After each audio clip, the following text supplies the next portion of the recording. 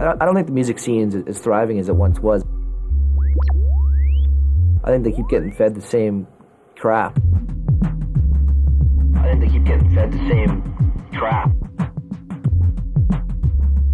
You know, we started with nothing.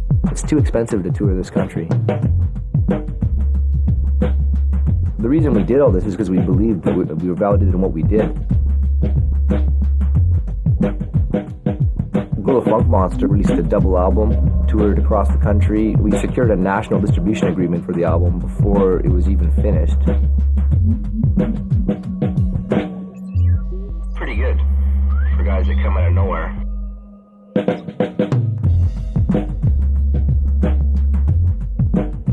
Communities of people who do not want to listen to pop music. Communities of people who do not want to listen to pop music. There's not even a formula for culture. Music is a reflection of society. The way I see the music scene is I see a lot of people as sheep. They'll forget about you. They won't remember your name. They'll forget about you. They won't remember your name. Because you're not going to hear about them on the radio and you're not going to hear about them in the magazines. You can't find new music if you're not exposed to it. I listen to, independent music. Incredible amount of bands out there, very talented bands.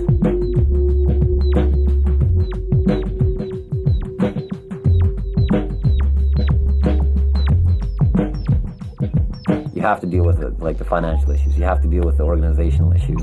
We, as an independent band, are responding to that. We are highly in debt right now. It looks bleak. It's the music and the friendship's what's important. We're probably four of the most stubborn people you'll ever meet. I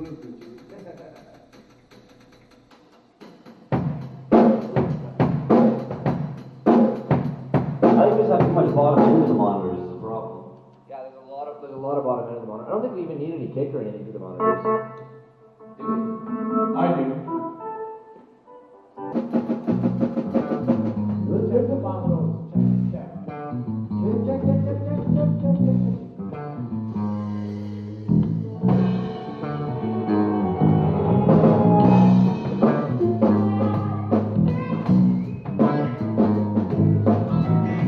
Usually when you have a release party with the band, it seems like the big event, and like we were trying to put a lot of work into it, but at the same time we're still, capping off the last minute things on the album and all design, and we're working on a tour. So I wish we could spend more time kind of just designing the whole idea of the release party or even promoting it and everything. So we got some yellers and screamers, that's always good to hear. Now this song just for everybody just still feels like sitting back and just holding off a little longer, that's fine. Take your time, there's lots of time. No rush. I don't think we really did anything wrong. A lot of people just couldn't make it that night. So I was a bit disappointed in the turnout, but it worked out pretty good. Like, the people that were there had a really good time, and it was fun.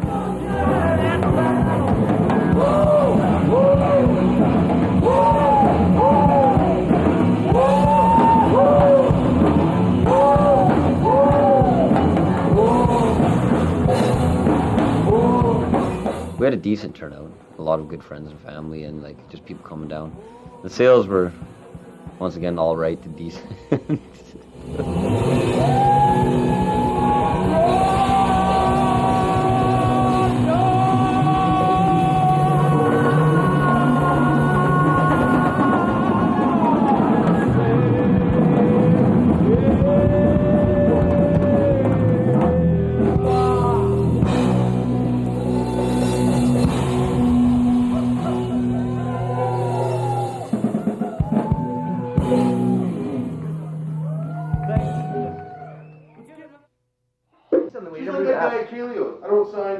Well, so just like that, so he said he doesn't James, sign everybody's contracts. going to do the same thing. It's a standard to have contracts. Is it? Yeah. Really? What bands get contracts? Planet doesn't play anywhere without contracts. Well, and they're fucking an entertainment band. They're not a rock band. What do you mean? They're not a rock band. They market themselves as a rock No, they don't. Yeah, they do. They do 3-cent shows, so they're not a rock band. James, do you think it doesn't need practice? But I need to practice on this. Like, What do you need to practice? for singing it, because it's totally like I need practice. It makes me better when I practice. Like that's like to sing that song. I think we still need to swank up that other change more, man. It's too choppy right now. We gotta smooth it like. Ding, ding, ding. Which one? That funk change.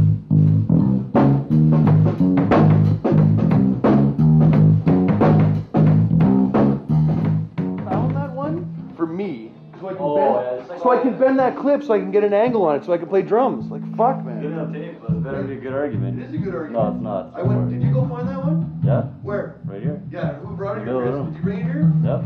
No, you didn't. So you're just fucking lying, and it's caught on videotape. As far as all the ridiculous and bitter bickerings that go around here and there, you know, like we're friends and we just have this, like we actually get along in a really good way, and it is a relationship actually. And you know, I always have friends coming up to me and they're like, "Oh, you going to spend time with your boyfriends tonight?"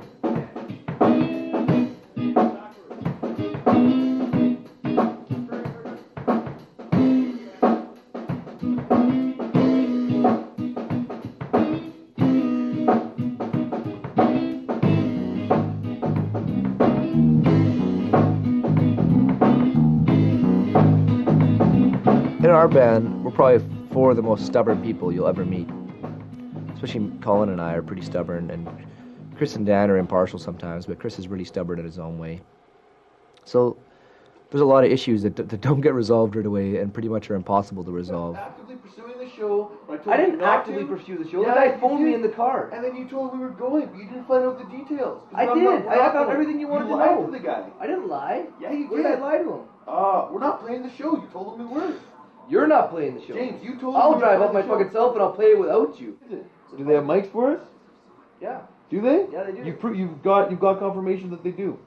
they do, yeah. You've got confirmation But he that they told me do. they have shit there. No, they have shit there. You've got confirmation that they have mic stands, mics, and everything we need to play the show. Yeah. We don't have to bring any gear. Yeah, You've got confirmation. yeah. You just told me a while that you called him and the phone was busy. So how'd you talk to him about I that? talked to him in my mind. There you have it, and that's his argument. He talked to them in his mind, and now that's his argument. I was telling you what you That's want. his proof of the show. I'm That's just telling you what James's you want to hear, mental. so There you fucking go. shut the fuck There you up. go, world. That's James's mind in order, right there. That's the logic of it. Tell him whatever, man. Talk to him in You know my what, mind. Denman, you didn't know. You told Talk me to Denman me in had my shit. You told me mind. they were organized. You showed up. You didn't even know where the place was. You didn't know what Yeah, play I he had. didn't know. You didn't have anything that he told you had. I didn't see you crying about He said I that. didn't meet We him. should have refused to play. We should have refused to play the fucking show in his backyard. You didn't have the shit he said he was gonna. What are you talking about? Fuck, man. Yeah, That's you fucking did. ignorant. We You should did have the shit he We said should have he was fucking made gonna. him pay us $1,000 for not having the Everything shit. that he said. It can be pretty frustrating though. I mean, it adds a lot of tension, especially when you're with the same guys for 2 months in a row, and you're having the same, discussions every single day. Sometimes you just have to drop it. I want to talk to you. You're getting that on videotape because you just look like such an idiot. That's what a guy who's an idiot does. Don't be an idiot. I think we're good at getting shit out in the open, but I think we're bad at resolving stuff. You know what I mean? We can throw stuff out into the open, but it just, I mean, I think we communicate a lot as a band, but at the same time, we don't really, nobody likes to compromise a heck of a lot.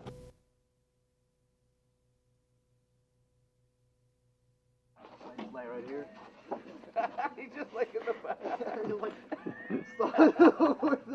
You can just wave. Every time you open, it just drops. He just falls out. Careful, make sure Dan doesn't fall out. Seen a big knot.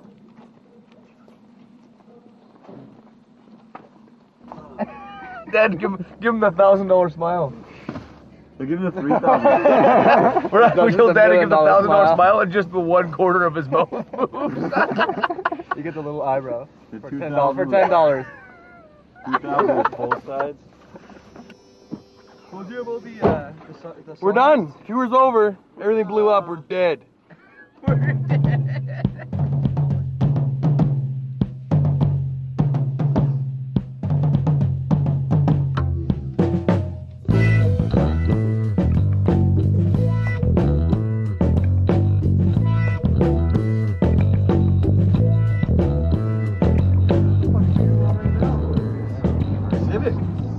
Civic pub. Yeah, Right there. yeah, that's it right here. That's what we're playing? Yep. Another spelled bill. Sadness. For all you out there who need an education, you gotta learn how to spell. There's probably 20 people on the patio. There's 2 tables. No, there's like a pizza table there. There was my friend. You guys want to come down? There's parties tonight. At the Civic. You guys have Civic? Yeah, we're playing all night. We're playing again at 20 minutes.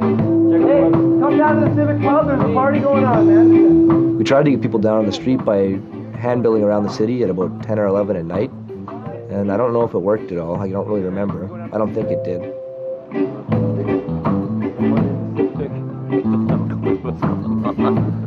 You get that feeling when you come into every bar where you look at it and you all these different thoughts, like, is this the right place to play? Are we going to get the right people? Is this going to be too loud or not loud enough or anything? And there's no real way of telling until the show's actually done. So.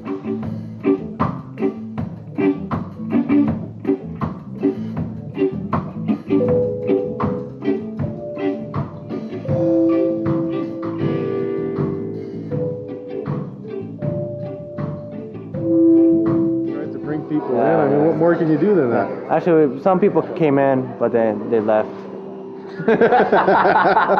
We laugh. Like in Nelson, that was wow. That was. I felt kind of at the beginning. It was kind of hard on me. Like, come on, what's going on? But then, you just block it out.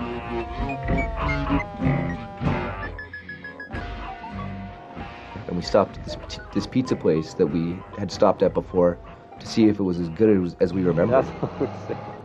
If you pay $10, you can do a backflip right now. I can do it. Beautiful. What do you think, Mike? Beautiful. The lady was really nice, and she was just playing some stuff on her ghetto blaster, and I asked her if she liked music. She said, yeah. I told her we were in a band, blah, blah, blah, and then she decided she was going to buy one, so she bought one. Everybody signed it, and right away she stuck it into the CD player and started pumping it, so that was pretty good, seeing it was our first CD sale, and she got onto it.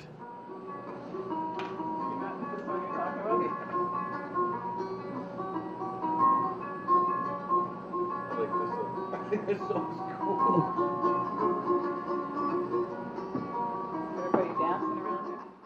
We showed up in Vancouver around 5 or 6 o'clock. We drove from Cologne, I think, the night before, or that morning. And Cliff wasn't home, so we went out for dinner. We came back to his place around 9 o'clock.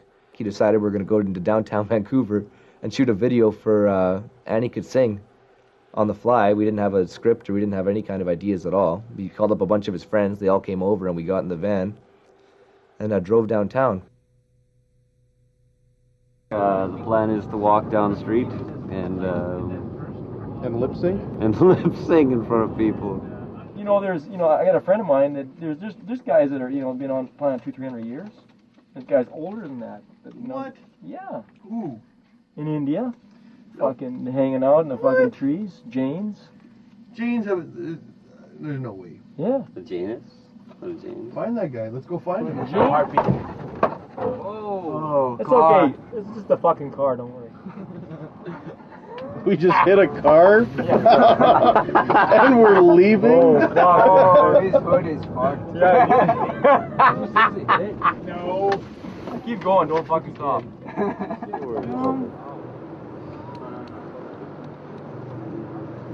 Okay, let's go do it. I guess. So, where's our lead singer dude? You right here? Walk along, you singing here. Camera. Then guys, you're leaning against the wall. Oh. We're leaning against the wall? Yeah. Are we filming right here? Yeah, we're gonna do it here. That's here. Okay. Warm up.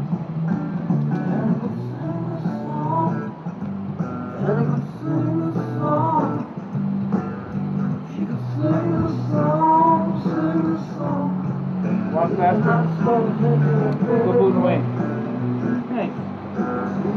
And I'm supposed to be lip syncing to a song downtown, which I have to admit I totally was not ready for. Like, if there's any preparation that someone's supposed to do before going into a video shoot, I was lacking all of that going into it.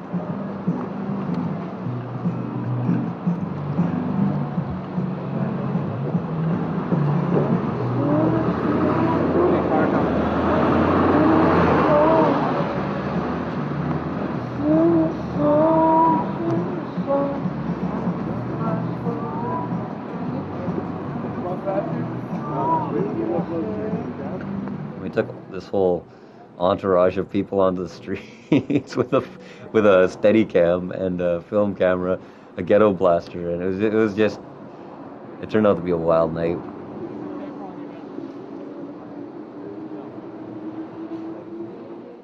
With Cliff, you know, he did an excellent job to keep us going at early hours or late hours of the night, throughout downtown Vancouver, meeting interesting people, you know.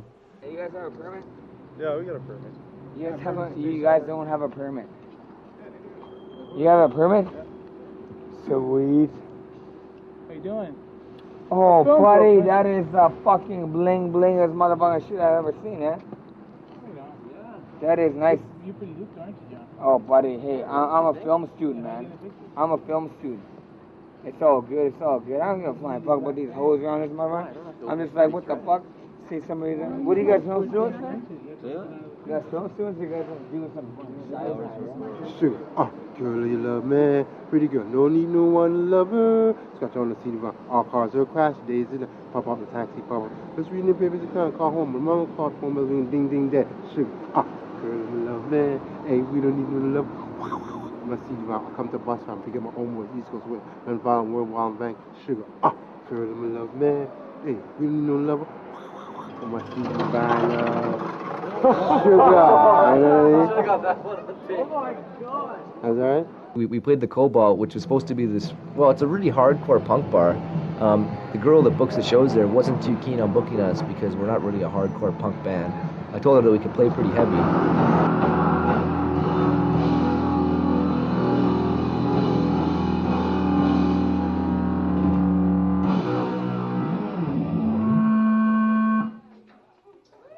The Insaniacs played that night.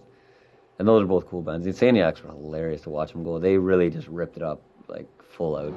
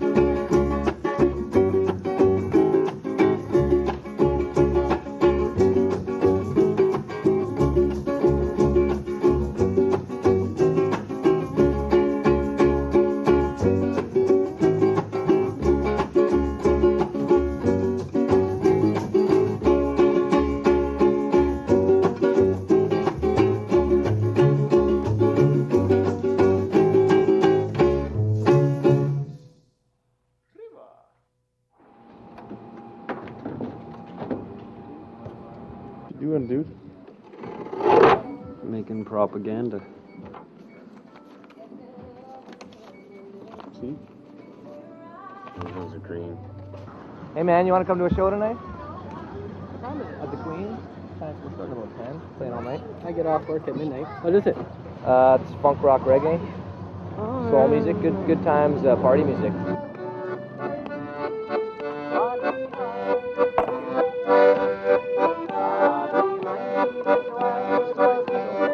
I'm a big music buff and I'm waiting for somebody else to move to listen to stuff. Come check it out, man. It's gonna be good. We're playing all night, so get off at midnight. You can still catch half the show.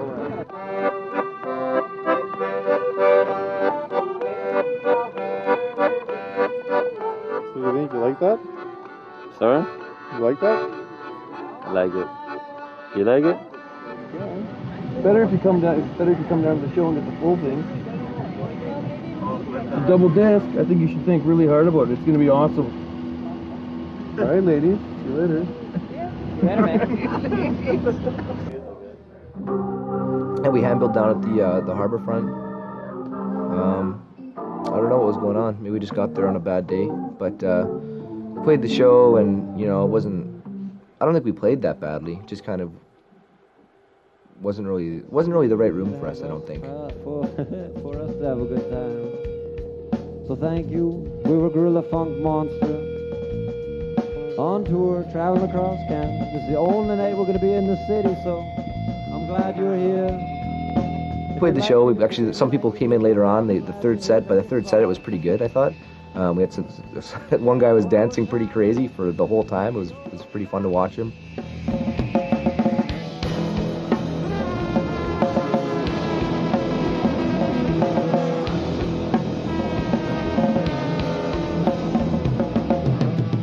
And then we were hanging out with some people we met at the show after, at about 2 or 3 in the morning. That's a really nice town here, eh? Did you enjoy the show? Yeah, Cool. it was really. You guys sounded really good. What time did you guys get there? And then out of nowhere, this guy comes skateboarding up on his mountain board and found out we had a video camera and went and got his buddy, who's apparently even crazier than him, which I didn't think was possible. And they came out and they did a skateboard demo downtown Nanaimo until about 5 in the morning, jumping off staircases and whatever.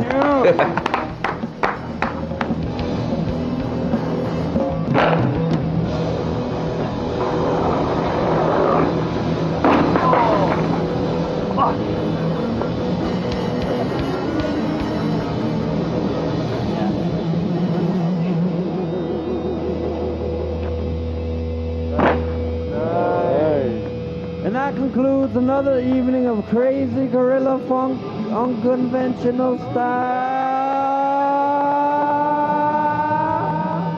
music. Thank you. Well, we should end the night on that. Yeah, I know. You guys can have a good sleep. We're all gonna walk away. Yeah, we should all walk away. Yeah.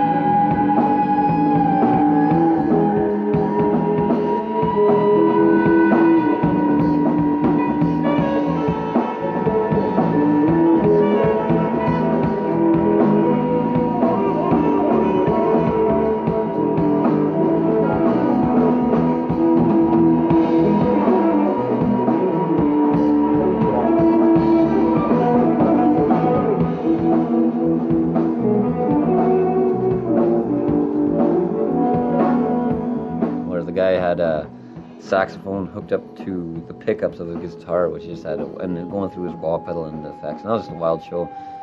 I like when we get to play with other bands like that, because it just, when you see another interesting band, it just kind of gives you at least the feeling that regardless, you saw something interesting that night.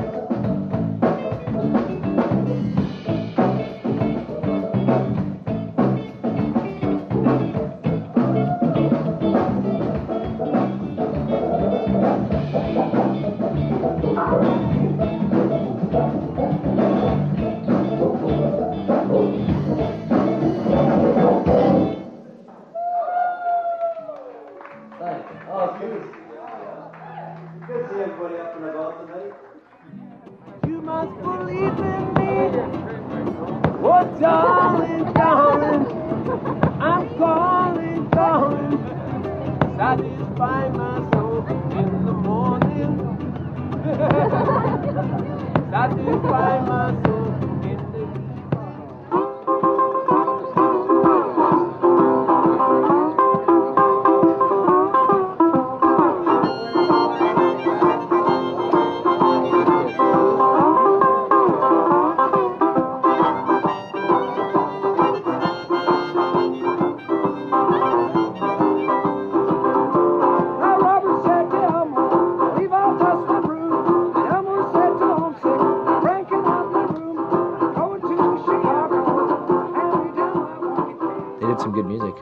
sat around, watched them for a few hours, and then ate dinner, and went and got ready for the show. We played with Veronica Tangent that night at Steamers.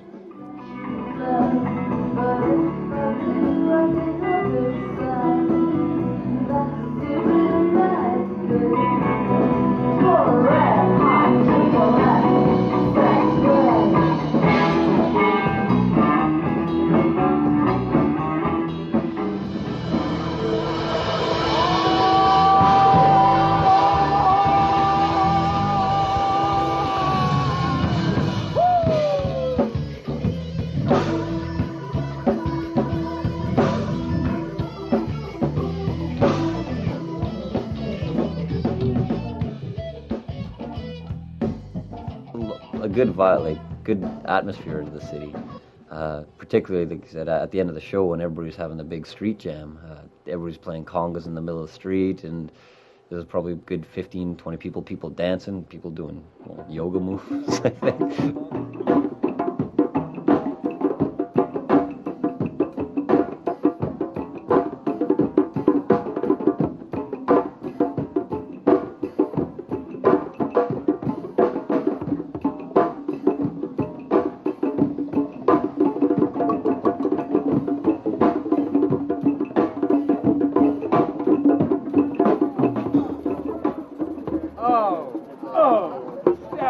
And even when the cops finally showed up, it took them a while to break it up. It wasn't just like this big, like, oh, get off the street, get off the street. It was kind of like, okay, settle down.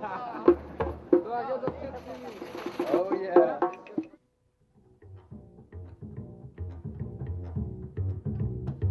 What you got going here, Dan? Well, today we're gonna do big salmon. We got 2 fresh Atlantic salmons. Are they Atlantic? I have no idea. They are fresh. Wild. Okay, we're gonna put obviously some salt and pepper, some dill in the middle, maybe a little bit of butter, some lemon slices. Big towel, actually, if you want. We're gonna put it all in tinfoil paper and slow cook them in a little bit of the charcoal that's gonna burn right now. That was wicked. And actually, throughout the tour, we cooked and ate very good. That's one thing that's very memorable, is that we always try to eat good and just try to stay healthy.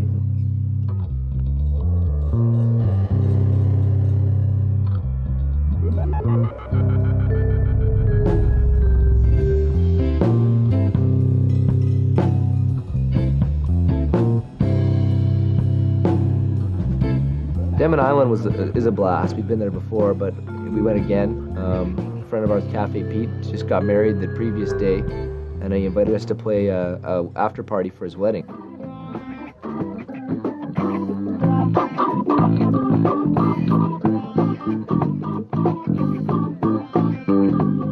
It was good.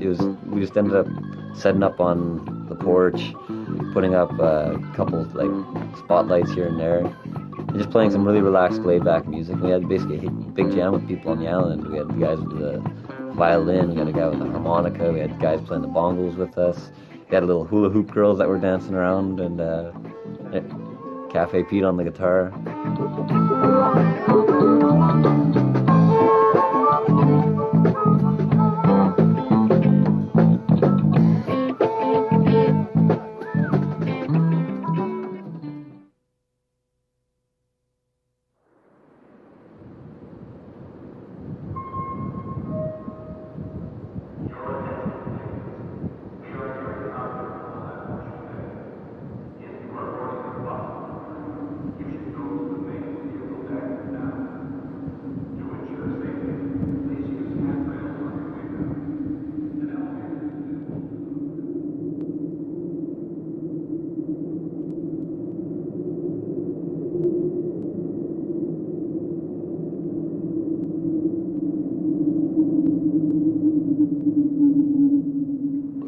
Town is this? We're rocking it super hard in Whistler, BC, at the Boot Pub. Should be alright. Looks like a lot of fun. Yeah. Dayglow Abortions played here yesterday. Was pretty packed. How many? 300 people came here yesterday? 200 people. 200? That's packed, eh? Yeah, it's packed for that far. So hopefully we get 100. Hopefully we get 1,000. 1,000.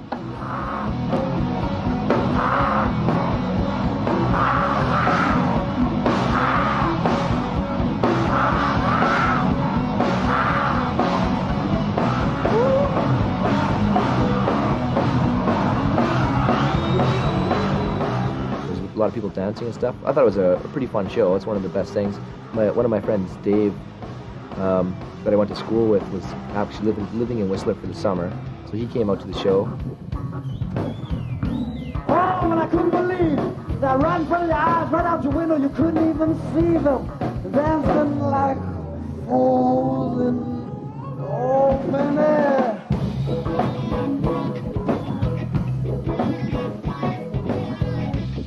Then the next day, Dave, who's a pretty good skateboarder and snowboarder, took us down to the skate park and gave us a little exhibition.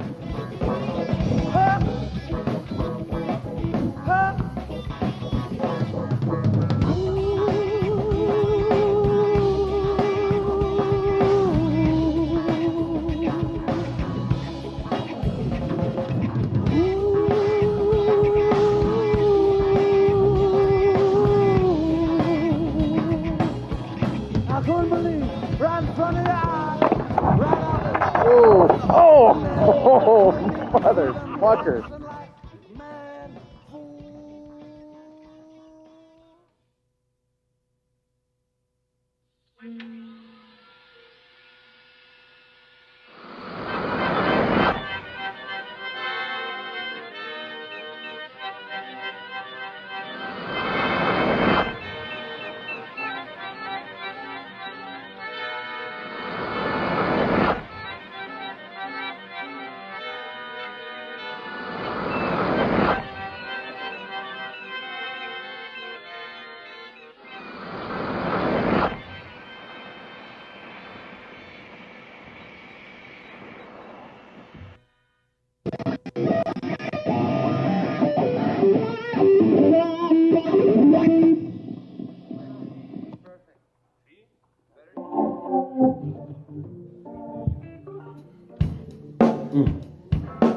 This is a tune-up music session.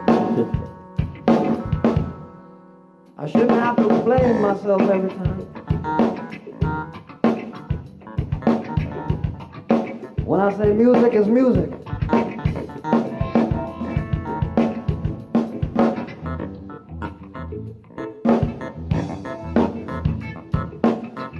Doesn't matter where it comes from as long as it's good.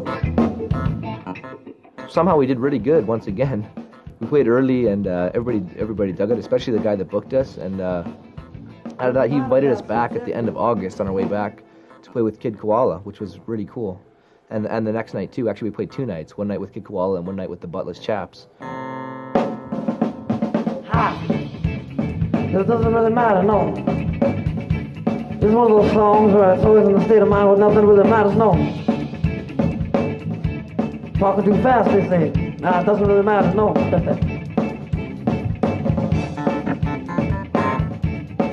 I say it's been a long time, it's been a long time. It's been a long time, I say take it easy, take it easy.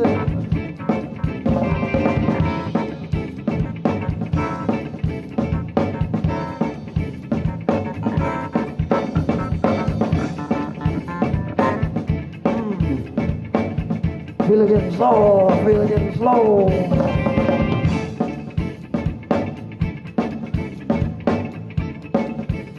Because you keep on telling me about your problem.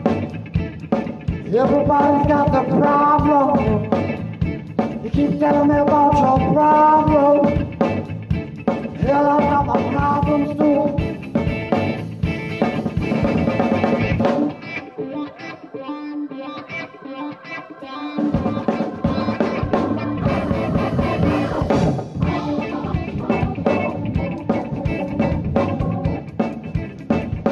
Now for real this time, what's the problem?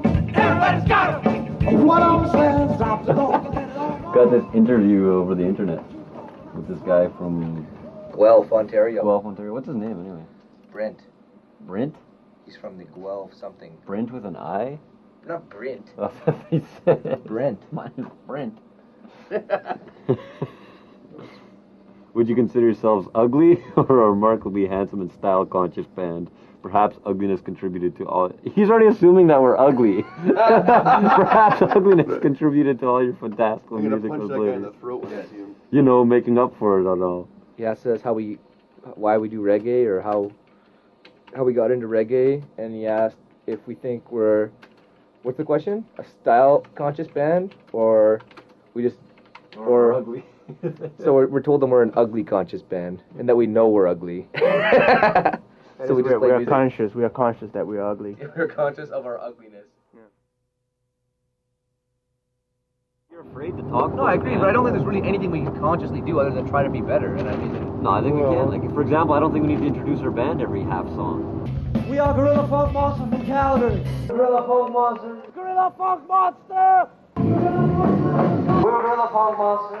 I said it earlier, but I don't think we should hard sell our stuff off the stage. It sounds like the ones actually worked yesterday, but on the other part, it kind of sounds like we're selling crappy stuff. So what we're doing is we usually sell it for the price of a single, but this time now it's the only time we're going out east, is that we're selling it only for $10 today.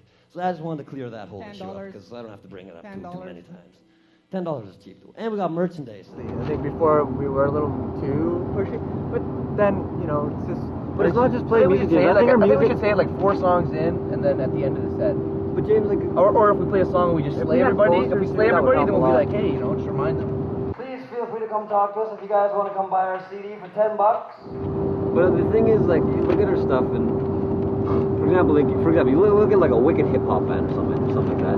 I'll be like, we'll pump it up. Everybody's so used to it. They're like getting up, so they'll get up and dance. You want people to dance, don't you? You want people to have a good time, get up. Yeah. And so that requires a lot of the band's kind of promotion, or like just kind of you gotta be the party.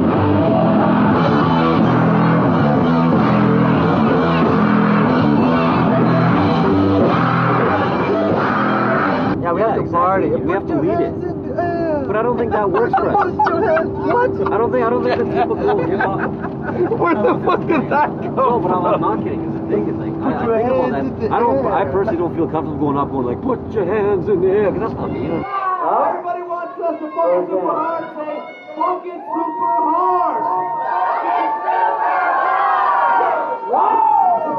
You can't use the typical hooks. Like, you can't just use the. No, you don't have to emulate other bands. You can still do it. Yeah. We're not saying that you have to go put your hands in the air, but just be the. So just say wave them like you just don't care. No, but you guys, that's exactly my point. You think I fully understand that. But that's Just exactly be the party, man. That's all I'm saying. Be the party. That's exactly it. But the way we party is strange, and it works.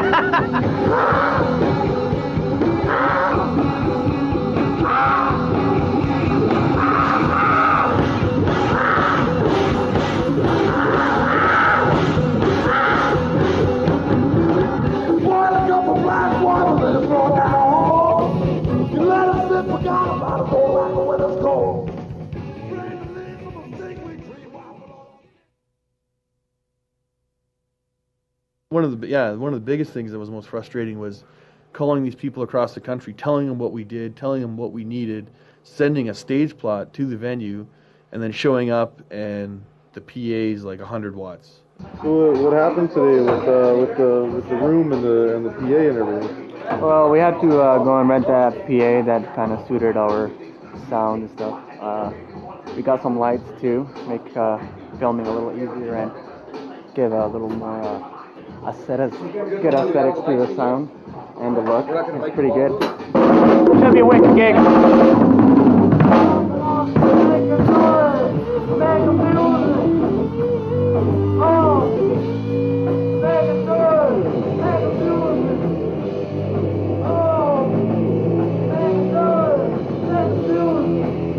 Guelph, for example, was a good show. They pumped it on the radio. They played our stuff on the radio. They put it in their scene paper. They had posters. And that was a good turnout. So.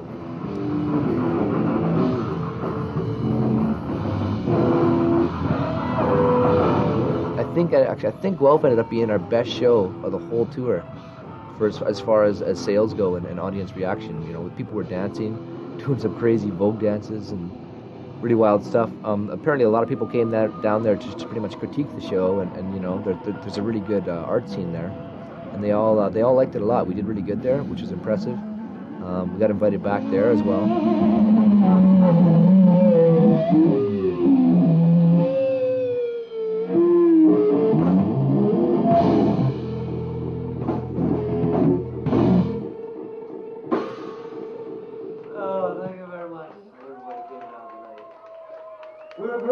Monster. You should come check us out on our website at www.guerillafunkmonster.com. But since people don't spell it right usually, you should come check us out. We'll give you a free sticker that has all the stuff that looks cool. Or you can come check out our CD or website.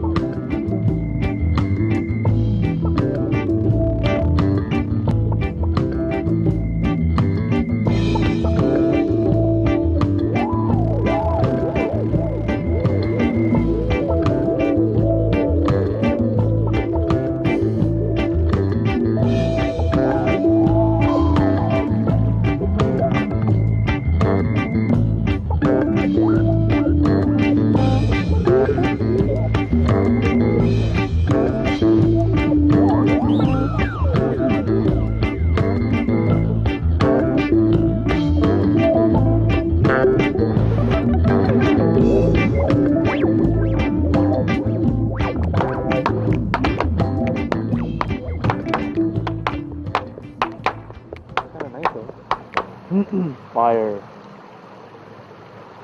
Are you mesmerized, Cool, James? actually, and there's fire and there's just water flowing. Yeah. Well, how's that happening? You notice that? There's water. Yeah. It's water The and there's bubble. fire on it. The bubble is boiling.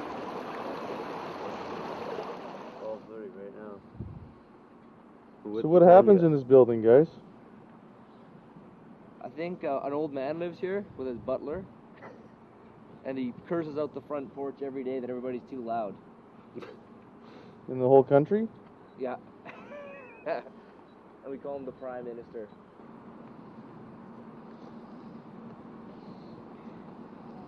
Let's go up here.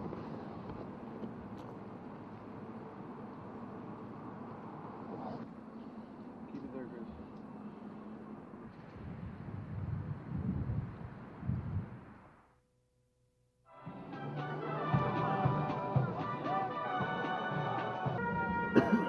What are you watching here? Watching the changing of the guard on, I don't know if it's every Saturday or every day when they do this. But it's,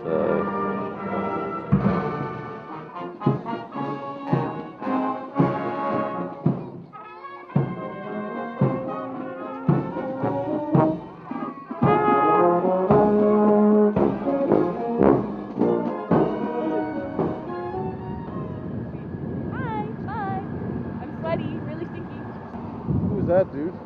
How's Irene? This is my cousin. She plays in the Royal Guard band. It's pretty cool. So she's got a better paying gig than you. And a bus. And then we played a show that night at this place called the Duke of Somerset. So we hand-billed down in the market, and we hand-billed down around Ottawa, and we went to go play the show, which was kind of at a small club, but I thought it was going to work out. But nobody was in Ottawa. Everybody was off. Like, there was nobody on the streets. There was nobody at any of the clubs. It was just the weirdest, deadest night you've ever seen.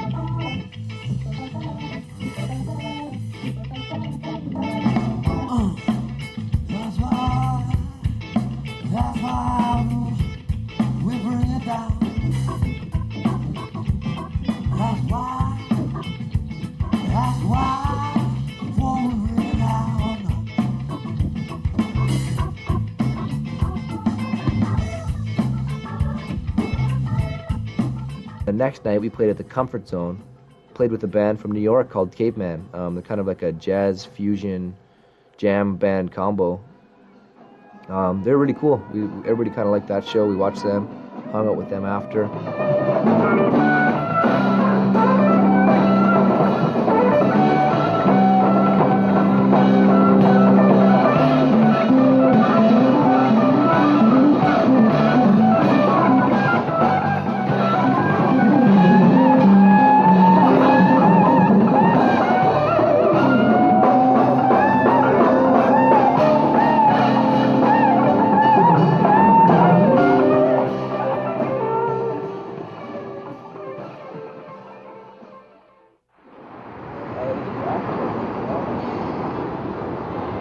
set, James? Hockey Hall of Fame? Yep.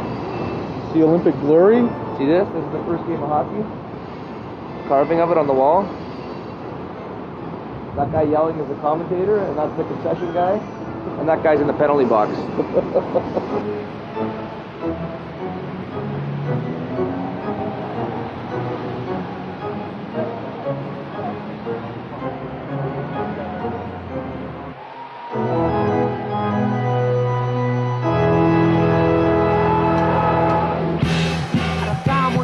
Everybody wanted everything to change. One man rolled above the rest, unanimously the best. But this might have been the first moment that Wayne Gretzky realized that he had the hockey powers when Gordie Howe touched him with the stick. He passed it on right at that moment. This is Peter Zezel's jersey that he wore in the 91-92 season. It's a throwback jersey that they used when they played against the original 6 teams. Pretty nice. This here's the Mike Vernon first period memorial. That's how many times he's been scored on the first shot in the first minute of the first period of every game. 4, 3, 2, 1, cue. The puck goes in deep.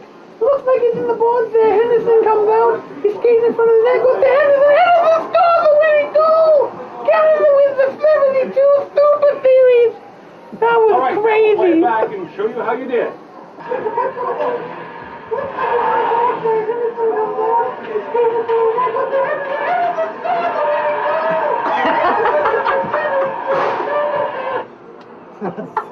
Using the track ball, so that... Oh, I got the center. You got the center, I'll be the goalie. I got center, right defense. You guys ready? Yep. They're about to drop the puck.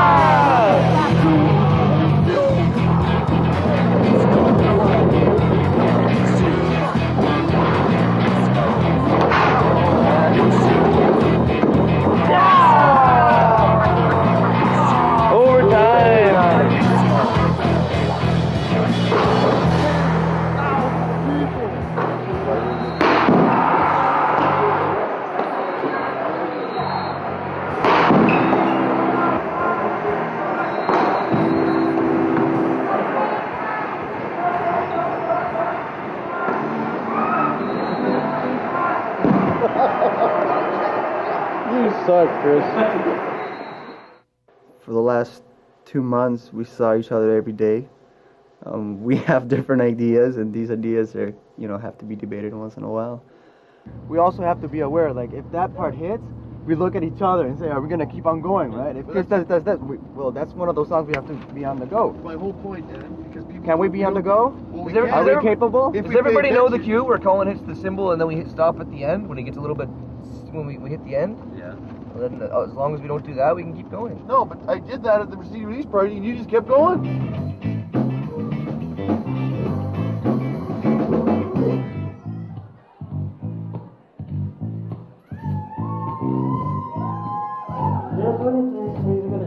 That's my whole point. If you can't communicate, shut up, I'm talking. If you can't communicate on stage, you play it how it is, because then that way it won't collapse. You just gave me an excuse there, because people were dancing, you decided to carry it out. And you just, stop. We have it on tape right here, that you just said, does everybody know the cue when they stop? And when I gave you the cue and everybody stopped, you didn't stop. Okay, I'll clarify that. When people are dancing, regardless of what song we're playing, and people are totally dancing and we're pumping it, there's no reason we should stop something early. James, we just had a talk about fucking communicating on stage, and you can't. No, James, shut up. It won't happen again. Shut up. It won't happen again. Shut up for a second. It won't happen again. Well, just shut up for a second, and quit fucking spazzing. I can't hear what you're saying, and you just admitted yourself that you couldn't hear what I was saying, so you went and did whatever. That's my It's not, point. it's not. No, That's- I no, that's my misinterpreted point. what you were saying. I That's thought my I heard what point. you were saying. I thought you said go back to the first part. I said beginning. Obviously, I didn't hear what you were saying. That's what I mean. I thought you said something else.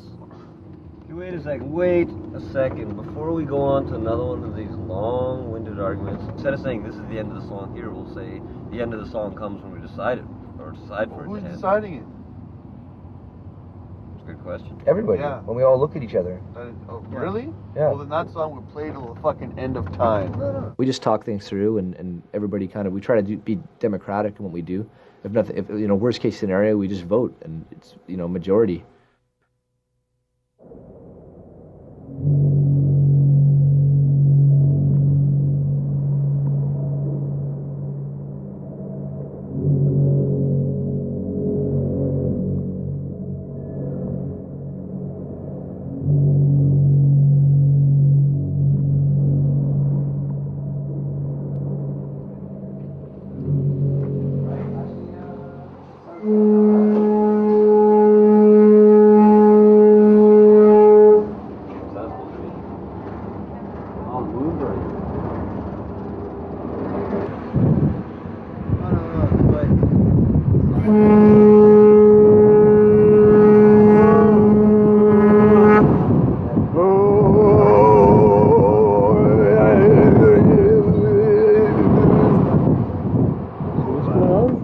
We're on the boat to Newfoundland. We're about halfway there. Way more than halfway there, Chris. It only feels like halfway. We're there in like an hour. And it's been a nice trip. Slept most of the way on the ferry. I think that goes for everybody.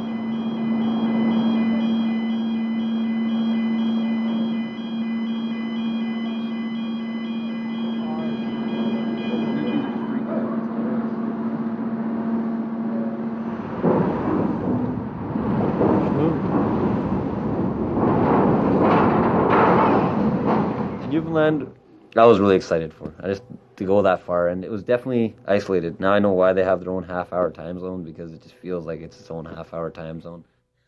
We had one person come up to us in the streets and say, "Oh yeah, you guys look like interesting people. What do you guys do? Are you guys in a band?" I guess it sticks out that obviously. So yeah, she's like, "Oh, I want to go hear your CD." So we pump it up into the van and we just crank it. And she's listening to it. She's like, "Oh, I like that." Your CD, St. John. Greg, you did it. How much is it? Pardon? It's $10. $10? That's great. Can't keep this 2 CDs. Go, turn that down. Yeah. I hate to say it, but the stereotype is true, where everybody's friendly. Everybody we met there was just great, and a lot of people wonder, like, do they really have the accent? And the older people do. And people talking to you, and you're just like, She's from St. John's, Newfoundland. St. John's, bye. Do you find it called funny here? I want to know what? I've noticed the younger people, they stop a stick. With older people, like I was talking to this old man, I had no idea what to say. Really? He was old. This still there rock. Oh, gee, that on favorite. Follow that car with the ticket. Dad! It's a big woo! We got it. Woo! Turn it up here! Woo! Yeah, Queen Hollywood Anna. Where's my body? Oh, boy, the king! No way, Jose!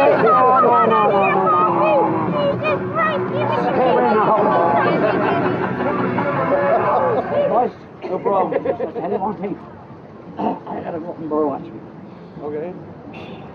and Newfoundland was supposed to be this. We kind of had our hopes up for Newfoundland. It was going to be this great big party and stuff, but. The George Street Festival just finished off, and there was just another event once again. Like I said, the community events that were going around. And overall, I think we had, over 3 nights, probably like 25 people in total show up for shows.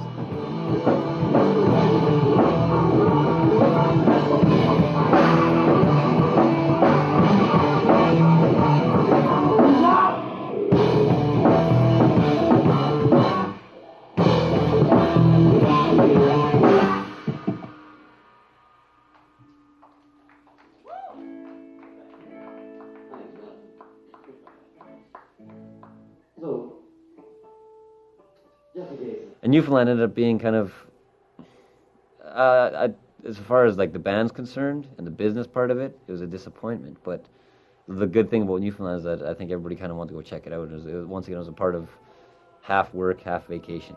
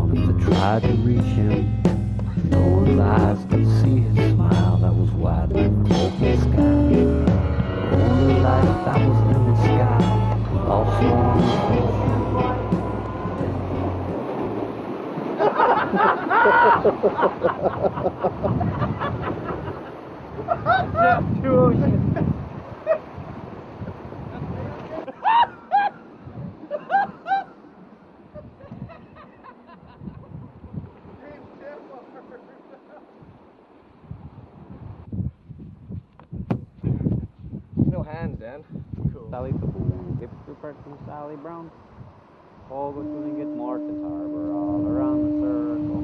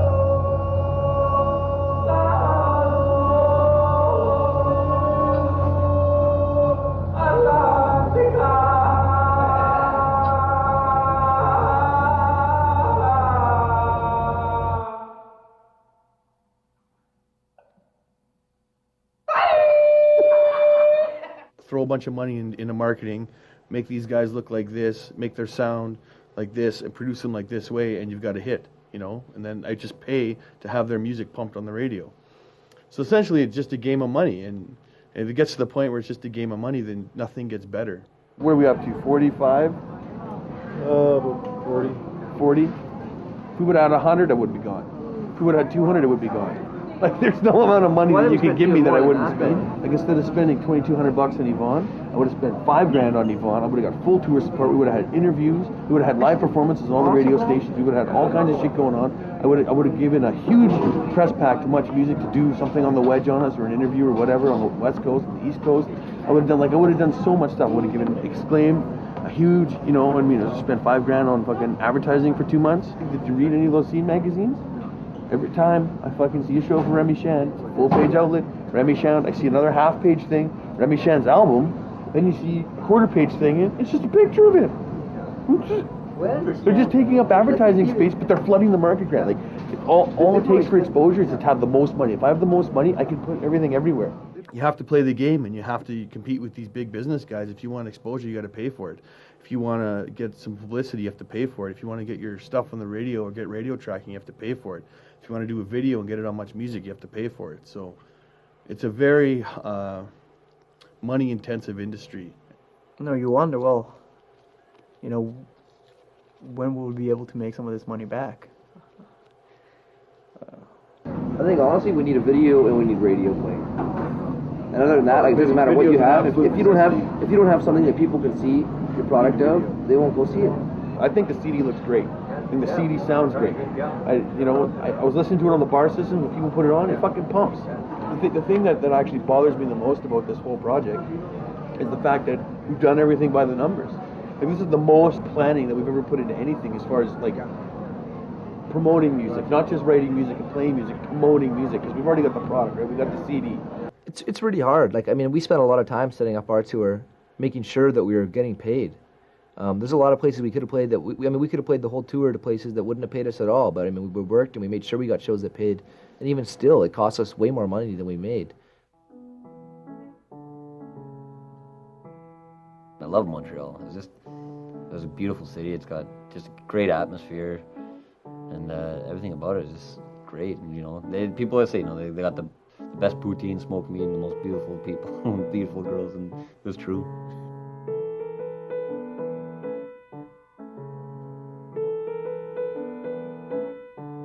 We were just doing some filming, I think, in one of the squares there where they had a bunch of street performers and stuff, and this guy came up and he was interested in the camera. Started talking to us, and he worked at this restaurant just down the street, so he wanted us to see this restaurant where he worked, and he took us over there and took us up on the roof. We got a really cool footage of Montreal from up on the rooftops, which we wouldn't otherwise had. And then he took us to this other place, and we went up to a rooftop patio. And he pretty much just, he gave us a little tour of old Montreal, which is really cool. Steve, he was awesome. Montreal was one of my favorite gigs. The people were wicked. Montreal is an exceptional city, exceptional culture. Hopefully we could keep hitting it one and again and again and again and again and again.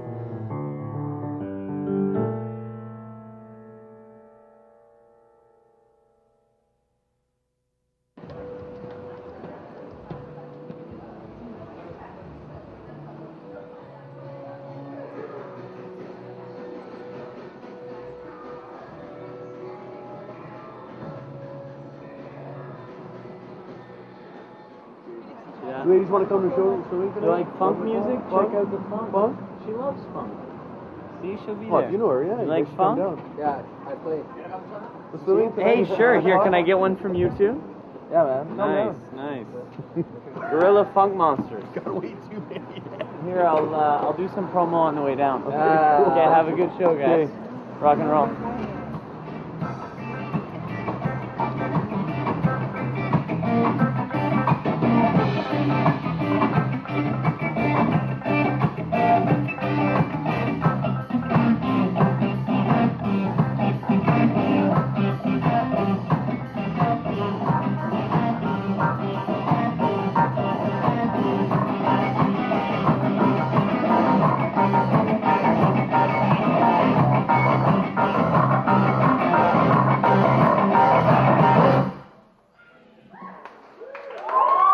Oh, thank you very, very, very much for coming down. We're Guerrilla Funk Monster. Please feel free to come talk to us if you guys want to come buy our CD for $10. And drove the next day to Fort Francis. We only left ourselves like a 3 or 4 hour drive, which is cool. And showed up at this small little border town in Ontario where we weren't sure how it was gonna go over, but they had one of the coolest clubs we'd seen in the country. Welcome to the Warp. My name is Chris. I'm one of the hosts for the band tonight, and here you see Amber. She's our lovely light girl. Hello, how's it going? And over there is Attila. He's the main man. Does the sound, owns the club, and everything else. I want to get a shot from the VIP lounge point of view. I'm Dr. Carl, because there's other chefs in town that aren't even chefs, never gone to school. Don't get our video. Hey man, this is a documentary, it's gonna hit. I went to school for a trade, and other people in town call themselves a chef, but they're not. So I am now Dr. Carl, Chef Dr. Carl Scott, MD. And I eat fire.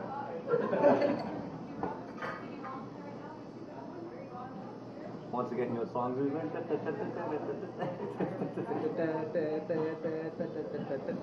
Yeah, if someone wants to light a smoke, I can light a smoke.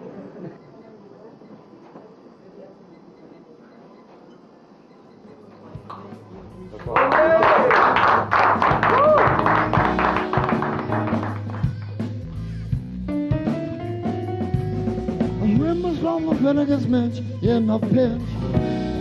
And it all started off on the grilled cheese. Then I sit the constipated street beneath the heat lamp, red sun that doubled as a stoplight. Grab my stomach when I get smashed in the pension. That was pretty much the end of it. So we drove back to town. I got to town the day before school started, after I'd been away for 2 months, and went right back into real life.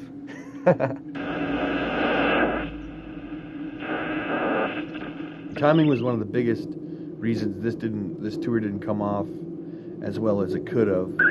It just made it even more apparent that it's tough. Like, the people you have to know, what do you have to do, the sacrifices you have to make. As a starting band, it's incredible. On a level of success that you want to achieve, or you can make a living at it, make money at it, and have some notoriety and have #1 hit songs and all that kind of stuff, the chances of you doing it independently are very, very slim.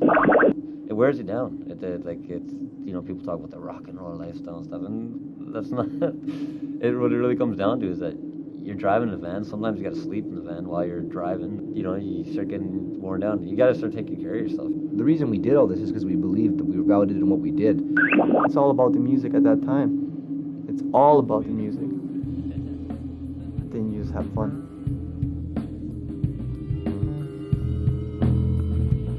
Oh, we're going home. We're going home. Guerrilla Funk Monster's going home.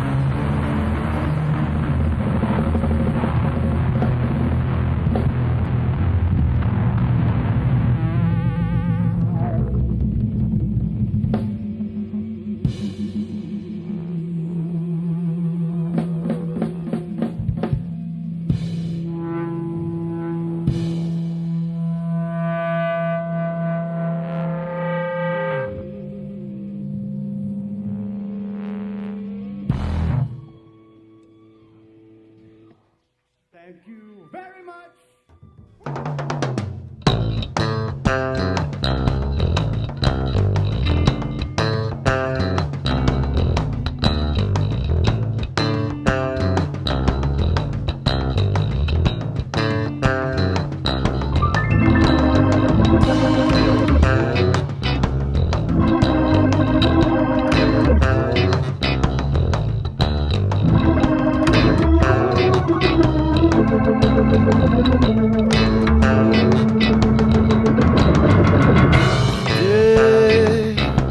Will soon slip away like a fading trail of a memory lost in confusion.